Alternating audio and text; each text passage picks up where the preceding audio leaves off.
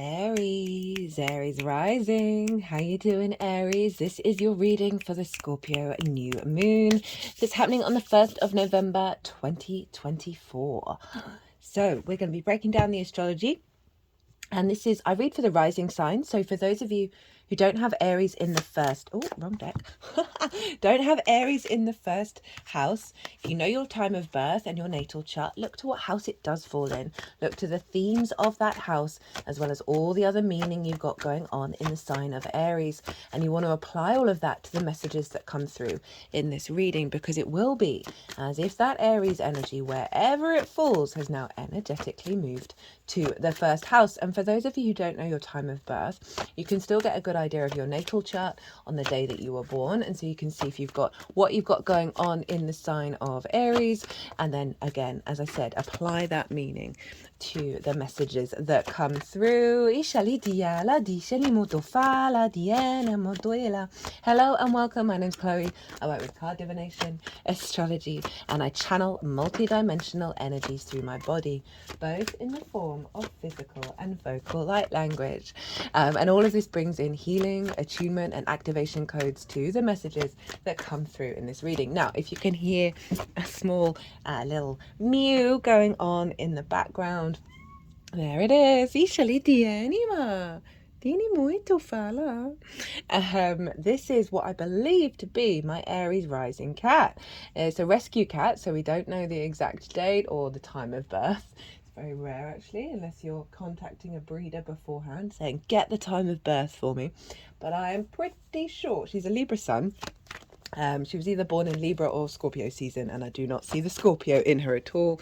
She's a very sociable little bunny, but she escaped for 5 weeks. She was the first one out. She's the first one to explore.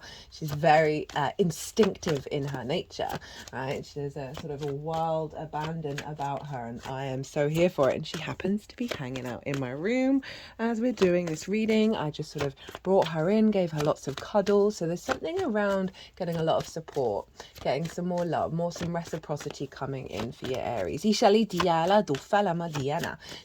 there are going to be 3 piles. The first 2 piles are going to be the tarot.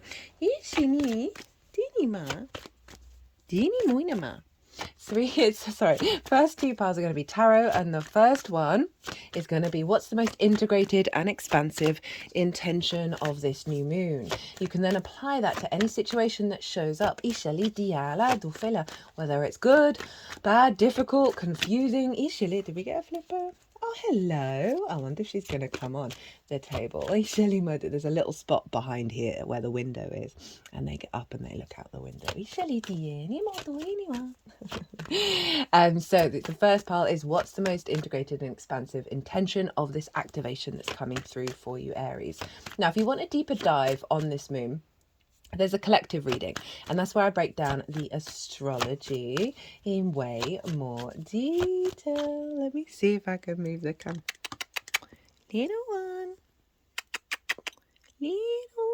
there it is. Hello. Oh my goodness. Hi. Oh, well, Aries. Well, hello. Say hello to my cat. No, she's not mine. She's just living with me at the moment. No animal, it belongs to you. Ishanama. I might have to pause to get her off the table. She's going on her own adventure. Maybe I'll keep going and see what happens. I hope you don't mind. Right, she's just jumped somewhere where it's not going to be too easy for her to get back down. But she's looking out the window, so all is well. What was I saying? The collective reading is where I break down the astrology in way more detail, and like connect the dots of how all the planets and celestial bodies are talking to each other that form a harmonic blueprint. And that is like the baseline for this reading. So I go into everything in a lot more detail. Also pulled collective tarot and channeled messages coming through. Oh my goodness, baby, you're going to get down all right without knocking down my 5. That's not something you can walk on. 5 million lights here. I'm just going to roll with this, Aries. I hope you... No, not up there. Come on. There you go. You want to get off now? Just want to hang out? You can get out this way. Oh, and there she goes. So something about an adventure. And support as well. I'm really getting support coming. Yeah, so collective messages came through. Oh, I'm obviously going to touch on the astrology, but I'm not going to go into so much detail. So, as I said, what comes through in these readings are off the baseline of the collective reading. So, this moon is also ruled by Mars, as are you. So, you have that connection, but it's in conjunct your sign, Aries, wherever it falls. And an in conjunct can feel a little bit discombobulating. You've got 6 energies that don't normally work together easily, all working together, all doing their own thing, and you've got to kind of figure out that, oh no, wait, I'm trying to herd cats. That's so appropriate that happened with the in conjunct. It's usually my usual phrase. I'm trying to herd cats and they're all fiercely independent. So how do you get everything to work together? And once you crack that nut and realize, okay, it might involve a little bit more effort, you're then working with 6 energies. And that's when really maverick, future thinking, out of the box, non-traditional ways of working come through. So it's a bit of a difficult aspect, but it's really rewarding when you realize, oh, this is what's going on. So second pile is how to amplify and work with the intention, right? What kind of tools, what perspectives can we do and work with that are going to serve us with this moon? And then the third pile is the deck that I picked up first by accident, is this new oracle deck that I got. That was an early Christmas present, and it's so appropriate. It's turned up for Scorpio season. Is that the skull, and it's pretty hardcore. I mean, the imagery and everything in it is beautiful and so expansive, but it's kind of a bit brutal and a bit upfront. Oh my goodness, I've got so many altars everywhere that are not designed for cat anyway. They all need redoing.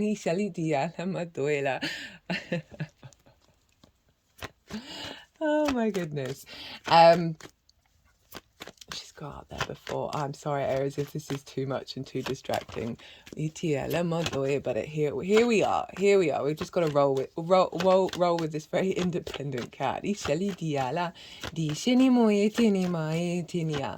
the third pile, as I said, I'm picking 3 cards from the oracle deck, and this is linked into the fact that this new moon is happening just after Halloween, or SAMHAIN, which is a cross-quarter fire festival, All Hallows Eve. Had to pause, Aries. I think she's settled. Oh my goodness, I've just seen that there was 3. There we go. Lots of, okay, we're getting all these cards. I didn't see those. So I think she's settling now on the bed. Yeah, as I said, they've got a lot of precarious stuff, which the cat, anyway, it's irrelevant. That yes, so the third pile is messages from the spirit realms, because this is when the veil is thin. And I love that we've got Halloween, you know, connecting to the dead, to the ancestors, and to the spirit realm. The day before this new moon. So it's in the balsamic phase. So we're clearing out a lot of wounds, right? And activating a lot of wisdom around those old, you know, the unseen realms, and especially the ancestors, because Pluto is very much involved in this moon. So we're getting 3 cards from the Rainbow Brainskull Oracle. By the way, all the decks are in the description box if any of them take your fancy. And the first card will be the message from your ancestors. The second card is going to be the overall message from the unseen realms, and then the third is and the third is from the Fae, from the fairies.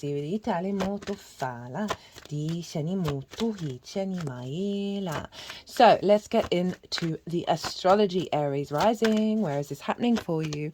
Well, it's happening in your 8th house, and the 8th house is the outside world's resources and your interaction with it.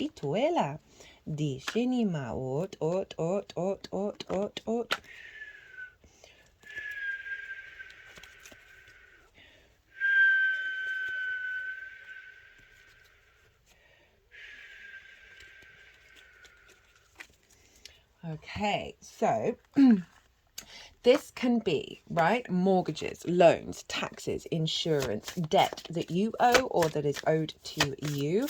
This can be inheritance, both 3D and cosmic inheritance, as well as bonuses and commissions. So it's working with the resources of the outside world, as well as more one-off chunks of money. And it's also about relationship dynamics, because it's the exchange between anything other than you, right? Between you and anything other than you, right? The external world. Whether that's the 5D or the 3D, right? So it's also a very magical house. It's a very psychic house, because it's your relationship dynamic with Source, amongst other things, and therefore the resources from Source and how you work with them. It is also, you know, the relationship dynamics with other people, right? Time, money, energy, intimacy. We can have scarcity complexes, fear mindset, codependency, giving too much, taking too much, not feeling like we're ever going to have anything, right? And you've got a new moon here, which is ruled by your ruler. So you're always, you know, you have a harmonious energy between Scorpio and Aries, even though Scorpio is fixed water and yin in nature, and you are cardinal fire and yang in nature. You've got a common denominator, which is Mars. So a new moon here, what intentions would be good to set? Well, to elevate your relationships, right? Healthy reciprocity. You know, I was just sort of, you know, talking about that earlier, of like helping this cat figure out how to get down, having gone off on that big adventure of being able to actually receive support.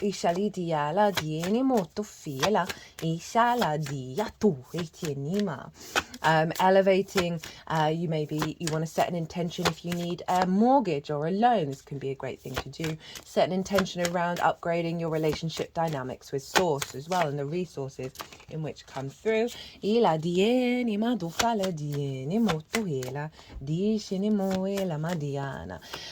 just genuinely releasing phases of lack or not feeling supported, and letting go of those old paradigms. We can set intentions if we want to do some more shadow work, of saying, hey, let's show me where there's still stuck energy. Let that out and let me work with that. That can be a really healthy thing to do. But as I said, can we really activate a new cycle around your relationships with others, the dynamics in which they work, as well as strengthening those connections and really, you know, stepping into abundance, right, rather than scarcity. Now, in the collective tarot reading for this moon, it was mostly pentacles, and it's quite interesting given that this is a water moon, right? We did get a couple of, I think it was the 3 of Cups, but mostly pentacles. And this is because this is involving Pluto, because and also the many grand water trines that we have had over the last couple of months, where we've done some deep work with the water body, releasing lots of trauma in our memories, allowing our emotional body to connect more to the magical reality, more to the abundance. And so this Scorpio full moon, fixed water, so stubborn, right? Very loyal, but can be very stubborn. A releasing of that stubborn energy that's allowing more access to the multidimensional realms in that fixed water, that's allowing us to create and build from a place of abundance rather than from a place of scarcity. Now the moon itself is only making one aspect, and that is to Saturn over in Pisces. In your 12th house, your hidden house, your house of mysteries.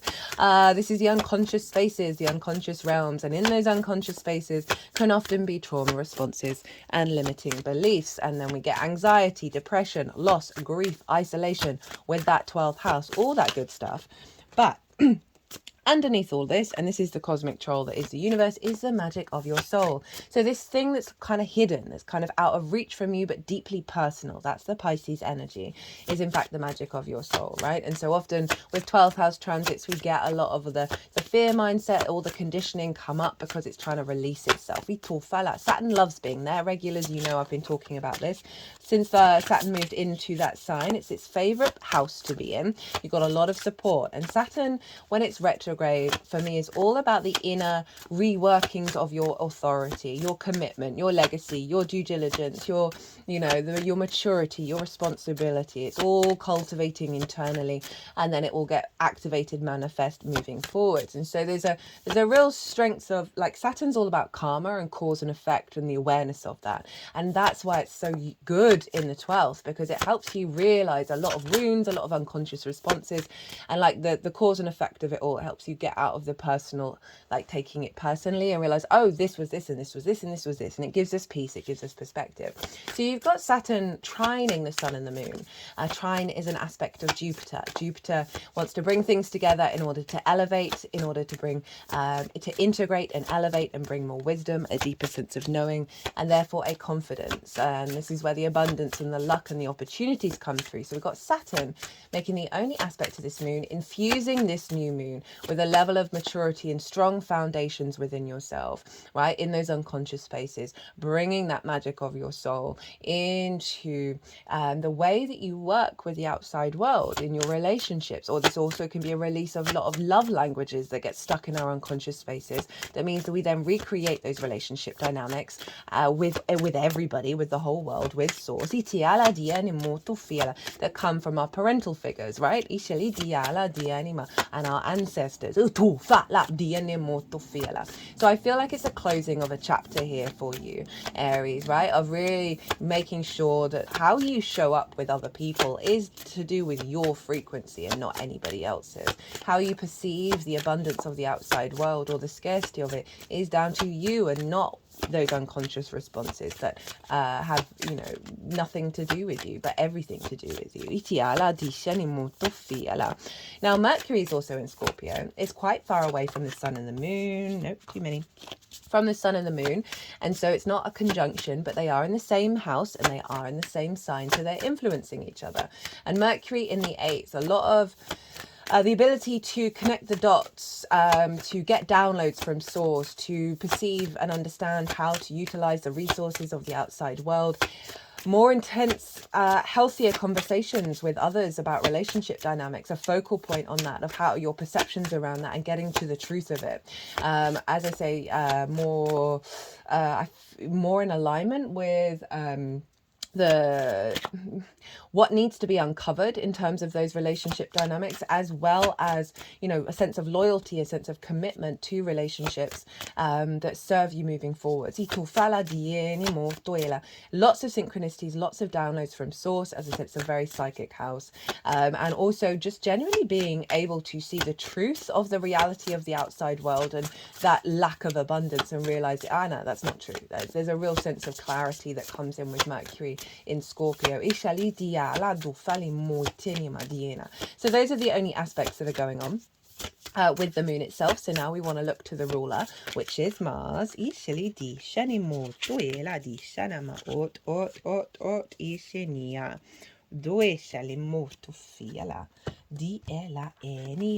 And Mars is over in the sign of Cancer, which for you is in your 4th house, your roots and your foundations, your ancestors, both blood and soul lineage, the roof over your head, your parental figures, and the things that you do in private, that sense of security, foundations and home, the figurative and literal. Now, this is activating all 3 of the water signs. Mars is trining Mercury, and they are both trining Neptune over in the sign of Pisces. Now, this is one of many of the grand water trines that we've had recently. We had Mars, Venus, Saturn, Mars, Venus, Neptune. Now we have Mars, Mercury, Neptune. And as I said at the beginning, we're doing some real phenomenal integration work with our emotional body, right, with our flow state, with our imagination, with our sense of, you know, the love, the emotional intuition. And as I said, water is one of the most powerful elements in the solar system, in the universe. It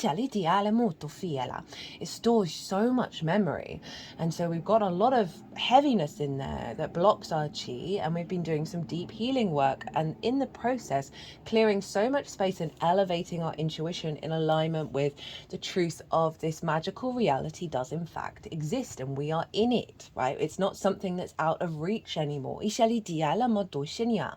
that's what's going on with this Neptune energy. Neptune being retrograde is dissolving and pulling back the illusion that we do not live in a magical reality, that miracles aren't for everybody, that there is an abundance for absolutely everyone and all their desires to unfold. So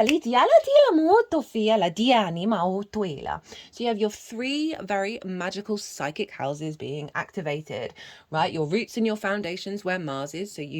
This is at the 29th degree of Cancer. It's going to retrograde in Leo and come back into Cancer again. So you've probably had more motivation and drive and action in your home, right? Getting things going, figuring out what your motivations are in your foundational space, just taking more action in the home life. But also you may get a lot of clues around the wounds of the ancestors, of your parental figures that come up when we get transits in the fourth, because you may have just like been redecorating as well, but there is this deeper connection to the ancestors, and that's the wisdom of it.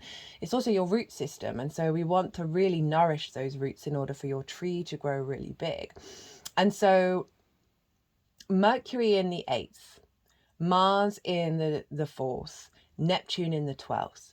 I can see a real release around your actions that stem from observing relationship dynamics from your parental figures that have been embedded in your unconscious spaces, that have then caused repetitions of cycles that do not belong to you. Now the wisdom comes through with that, and then the ease and the flow, and right. So this is seeing a real sense of capacity to bring the magic of your soul into your motivation, your drive, your actions, from that's creating stronger foundations, creating a stronger home life, that is bringing about healthier conversations, healthier awareness of relationship dynamics that aren't working, right? And that need either work or to be released. I can see a lot of downloads coming from source from the 8th, where Mercury is coming into you're going to be observing them through your motivations, your drives, and your actions, right? Because Mercury's in Mars's sign, and so is being influenced by Mars. And so intuitively, as you move through your house, you're going to get some downloads, or simply see the effect of what the downloads are through your actions.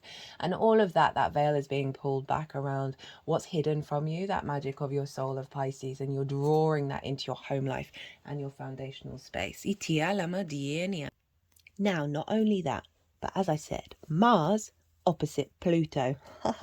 Fun times. And Pluto's over in your 10th house of your life purpose, your career, right? Career doesn't have to be life purpose. It can just facilitate it. It's about visibility, reputation, and bosses. And it's opposite Mars over in your home life. And they are both squaring Juno over in the sign of Libra. If you have anything around the later degrees of Aries, this is activating a grand cardinal cross, which we had at the Aries full moon. And you can kind of feel like you might be pulled in lots of different directions between self, home, other, and career or life purpose. And if you are, just center yourself, just clear the mind, tap into the energy of that grand cardinal cross, because it also acts as a massive generator of power. It can just pull you in lots of different directions first. Center yourself, clear your mind, activate the generator, and then see what your instincts tell you to do next, whether focus on self, the other, home, career, right? Or maybe a pattern of the 3, 4. So Juno's over in your 7th house of one-to-one relationships, business partners, intimate friends, long-term committed romantic relationships, clients, source, right? The one-on-one and more committed energy, right? Where you're stepping up to the plate a bit more with each other. And Juno represents commitment. She represents your ride or die. So there's an element of, with that Juno transit in the 7th, of reconnecting and recommitting back to the really important things that you need from the other, and like the kind of relationships that you want in your life that really serve both parties. So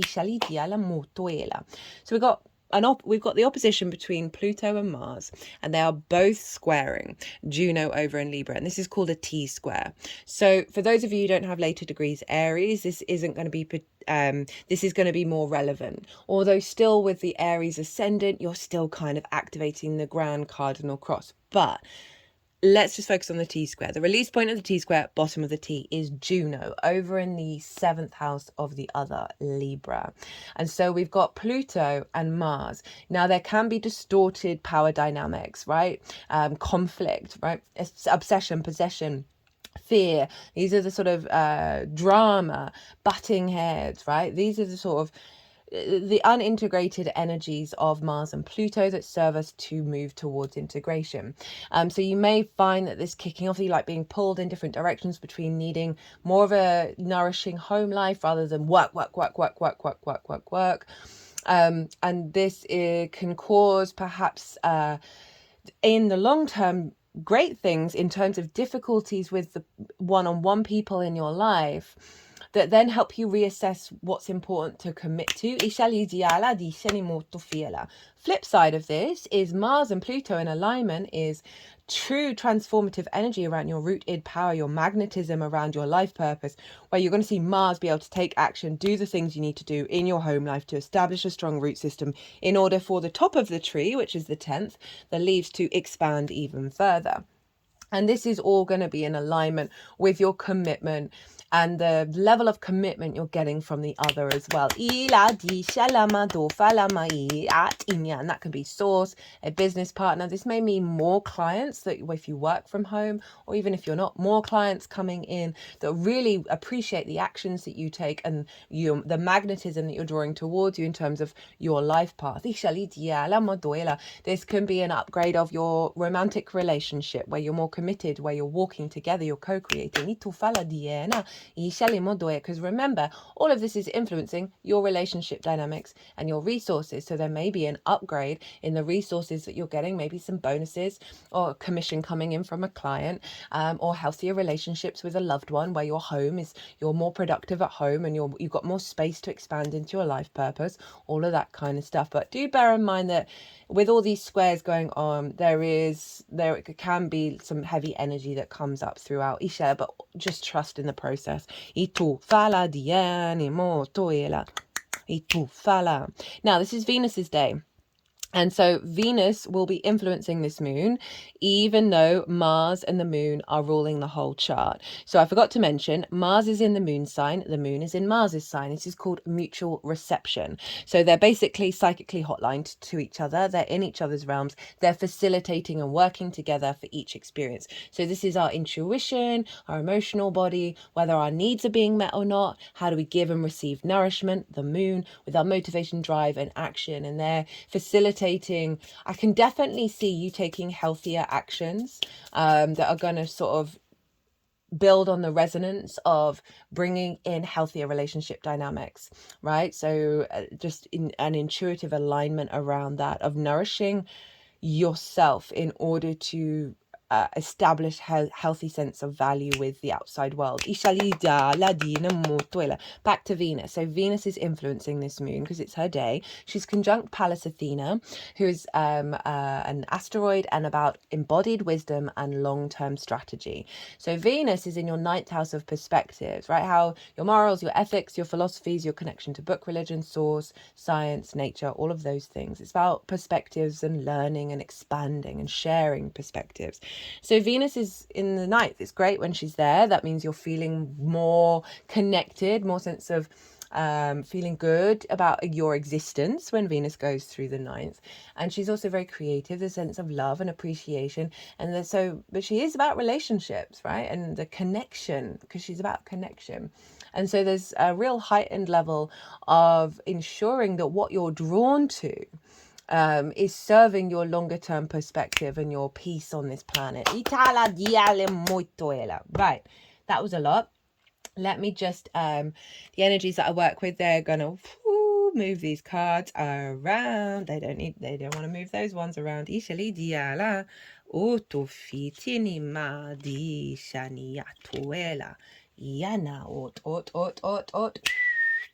So, what's the most integrated and expansive intention for this Scorpio new moon for you, my lovely Aries? We have the Seven of Pentacles, the Knight of Cups, the Five of Wands in reverse, the Queen of Wands, and the Emperor. Now, this was at the top of the cards. These had all flipped over, and this one was peeking out at me. I was like, oh, of course, Aries gets the Emperor. So what's going on here? We've got a new moon, so new intentions. So it's going to unfold over the next 6 months. And I love it when the Seven of Pentacles shows up for a new moon, because the seeds are planted. And this is saying that you are now putting in your devotion and dedication for those seeds to grow, right? There's a real sense of commitment to the process. And so, yeah, that's just always such a lovely energy with a new moon of like, sometimes we set intentions, but we don't put in the work. And, you know, whatever those intentions are, they are, you know, calling in for a sense of a desire to commit and put in the work in those relationships and being okay with that, whether it's your relationship with source, with the outside world, with a lover, with a friend, whatever it is, that you're putting in the due diligence to make sure that what comes through is abundance.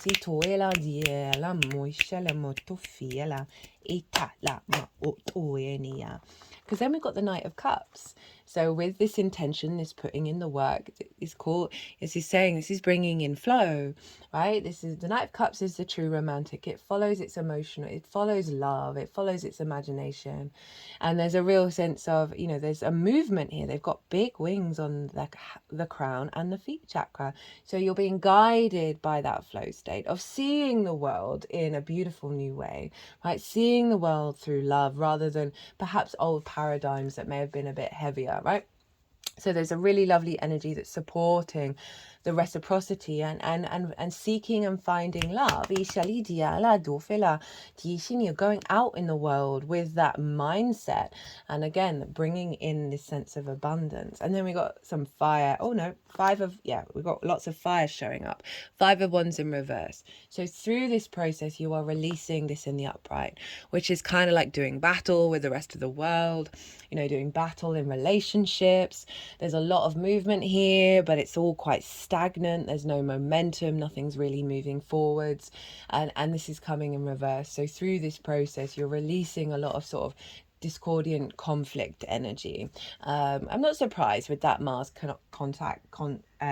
connection, because Mars is all about, has that framework of conflict, because it's highlighting where friction is and how we transform it. But I love that following the Knight of Cups. And then we've got the Queen of Wands and the Emperor. So we kind of got yin yang energy here, but both fire, because obviously this is your card, Aries. And that Queen of Wands is deeply nourishing, right? They're yin in their nature, queens. They cultivate, they bring depth and nuance to the element, to that fire, to those instincts, to your passions, to your courage, to your expansion energy, right? The sense of being able to transform and find the light. You see, the sunflower is always able to find that light. So there's a real sense of, through this journey, we've gone from the queen, from the knight to the queen, of really cultivating your energy, so you can then show up in a really powerful way. But it's coming from this place of love, this place of flow state. And I love the Queen of Wands following the Five of Wands in reverse. So it feels like this internal sense of self, that Aries energy of that conflict there that may have led to conflict in relationships, or just things not really moving forwards. And again, think of all that water as well, the release in the unconscious spaces from love languages we learned, that allows you to get back into your true frequency. And then with the Emperor, there we are, this sense of sovereignty, divinity, knowing that your experiences are what teach you, not what others are. And that real openness to go into new territory with confidence. What's at the bottom of the deck? We've got the Two of Wands. So this is sort of doubling down, another fire, on the Seven of Pentacles. This is saying you're in a really good space. You're in a really, really, really, really good space. But you've got to get the lay of the new land, right? You've got to allow things to unfold. You've got to do the integration work. You've got to understand that this is a process. Remember, it's a new moon, but this is about long-term manifestation. And again, fire, so it's about you and your instincts, your perspectives as well. Hisha where Venus is, and she's got the whole, the whole world in this figure's hand of like the big outside world. And figuring out, like, recalibrating. This is the, as I say, long-term manifestation, because the more you recalibrate, the more you integrate what's happening here, the more like your journey's about, it's just gonna, it's gonna ensure that what comes through is really going to stand the test of time. Now, how to work with and amplify this energy. We have the Three of Pentacles in reverse. We have the Nine of Wands in the upright, the Six of Swords, and the Hermit. Now, this, again, kind of summing up everything I said about the astrology. So, this is about mastery of self and collaboration. This is allowing yourself to be independent and confident in that, in a way that then draws others towards you, and where you collaborate because you've all got something to bring to the table. It's in reverse. And this has been consistent for most of the readings, where some difficult energy shown up here, and then it giving you clues of how to reflect on it in order to amplify what's already coming through. So this is making sure you're getting an even deeper connection to this frequency. It's reflecting on perhaps where your sense of self has blocked, your independence has blocked collaboration, right? This may be certain, with that Five of Wands, right? There may be certain situations that where you felt that you cannot be yourself and co-collaborate at the same time. This also may be a restriction on people really appreciating your uniqueness and collaborating, and that may have caused a wound in terms of how either party is showing up in those relationship dynamics, right? This also can be a wound around not getting the resources from the outside world if you're going your own path, your entrepreneurial path, and just not having that resonance come in of getting that loan for your next stage of your business or whatever it is.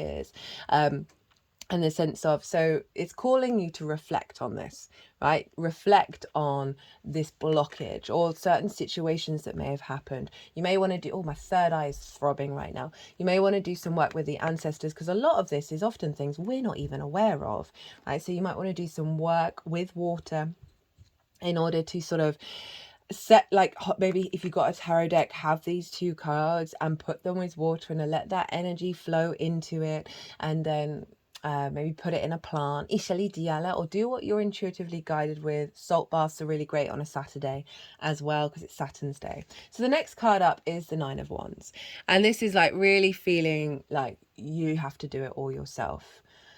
That whatever it is, however it is that you're operating, it always seems like people are coming at you, right? They're on the attack, and you got to prepare and you got to defend, and you're still standing, but you're exhausted, right? So many of us feel like this, and particularly like you got to do everything yourself in terms of relationships, or your, Aries can be quite contrary with its independence, where it just goes full throttle with it and can't accept help. So that's what was going on at the beginning of the video with the cat, of trying to help facilitate her navigation of new territory, right? So it is saying, when have you been so stubborn that you can't accept help? When have you been so stubborn that you can't walk away from that conflict? And with all this stuff in the 4th, 12th and 8th, right? Definitely wounds in the unconscious spaces. Because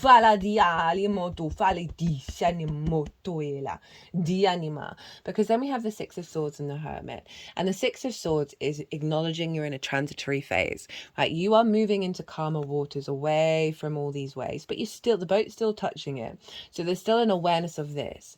And these figures are figuring out what perspectives are they going to take? What core understandings are they going to take to the landscape of thriving? So this is calling you to reflect on this and realize also that you are protected. Sixes, my third eye is still throbbing. You are protected. Sixes are always protected. But you've got to figure out what these swords mean to you. And who do you want to be? right? How do you want to operate? Do you want to flow in old patterns, or do you want to expand outward and have really healthy, independent but co-creating dynamics? Remember, you're coming into your power here. This is really beautiful energy, and this isn't saying that these may be really loud in your life right now, but it's definitely calling you to reflect on that and go, okay, like, how can I shift? How can I change? How can I evolve if I'm doing the same thing over and over and over again and I'm met with the same result? Because then we have the Hermit. And the Hermit's Virgo. And this is your sixth house of work, how you figure things out, right? Routines, your health, your physical health, co-workers and pets. So collaboration and acts of service.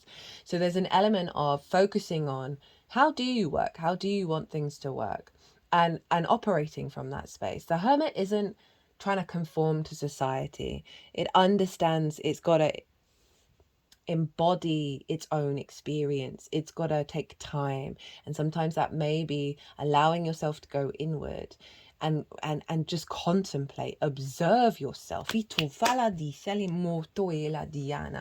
got a Virgo sun. It's all I ever do. It's all I ever do is observe myself and the repeating cycles, and does this feel like me anymore, right? All of those kind of things. And the Hermit follows the star, right? The star is in this lantern that's guiding it. And this is the, pure independence, the uniqueness of self, interacting with the earth, the planet, the galactic realms, our hopes and dreams, pulling back the masks. She's unclothed in the star, right? Of what are those masks? The Hermit contemplates that, right? In order to really get back to its true nature. So it's calling you to spend time and contemplate, basically. And also, like, focus on the sixth house is so important. The more that we understand how we work and what work is important to us, the more we can, and it is about working together. Got co-workers, that can be a relationship, that can be source, that can be anything, of how to co-create while still remaining in your Emperor energy.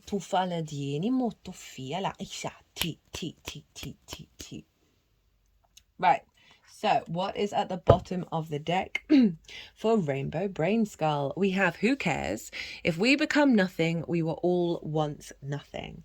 Who cares if we become nothing? We all were once nothing. Let it go. Let it go. Oh, I'm sorry if that's now stuck in your head for the rest of the day. You are currently borrowing atoms from the earth, and it didn't cost a thing. This life is all betting with house money. Try not to take it all so seriously. Again, this one, let it go, release. It's not so serious, but also I like the combination of Mother Earth, of like that's in like the 8th house of relationship dynamics, right? That rather than the drain, rather than the sense of loss, we're one up, right? We are in a state of abundance.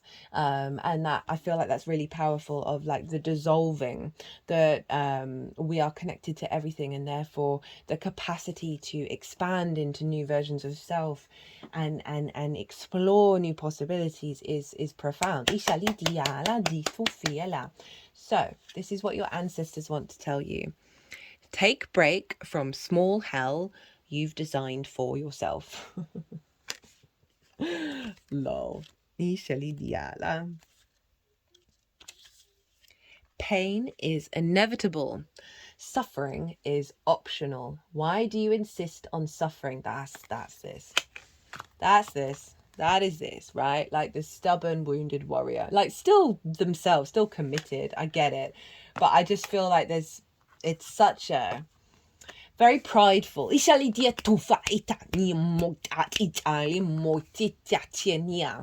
Try joy for at least a little bit. You never know, it might just suit you. So that's what your ancestors want to tell you. There's some shackles that you're releasing. Right? Or was it everything? What was it? What was that first sentence? Pain is inevitable. Suffering is optional. So do we dwell in it? Do we hold on to it. Scorpio is very fixed, you see. It's very stubborn.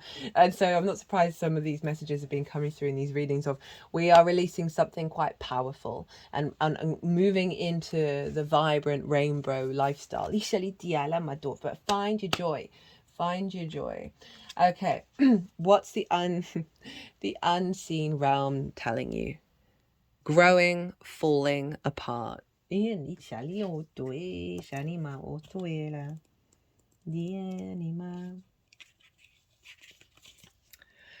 is no new without shedding of the old. Well, there we go. What can you weed from your garden to allow something new to grow? Yeah, so again, the dissolving of self will actually get you back to yourself. And that dissolving of self is all that water energy. So again, you're getting the lay of the land, right? There's a real sense of observing of self as this unfolds. And figuring out, oh no, I'm in a new landscape. So through that, everything falling away, these old paradigms, you're going to come out with so much strength within you, Aries. Number 24. Good night. You also didn't get enough done today. If you wish there were more hours in a day, then you must enjoy what you do. With a job, you're always waiting for the clock to run out. With a career, there's never enough time in a day. Get some rest. The sun will be back at the same time tomorrow. This is two-pronged. This feels like when there's resistance, when there's a drain on the energy, right, in terms of those relationships, in terms of how you perceive things draining your energy with that Nine of Wands, of seeing that you're all by yourself out in the world. It's saying switch off. Right, switch off that brain to that. Switch off the energy of the receptivity to that drain. And it's tying in with the Two of Wands of allowing yourself more time to integrate and not rushing and not needing it all now. This all feels quite powerful. Just got battle, good versus evil. I'm always wary about that good versus evil bit. And you got two more cards with the strength at the bottom of the deck: telepathy, intellect, intuition, animals. There's definitely something around messages from source that you're probably going to need some time to rest, to download.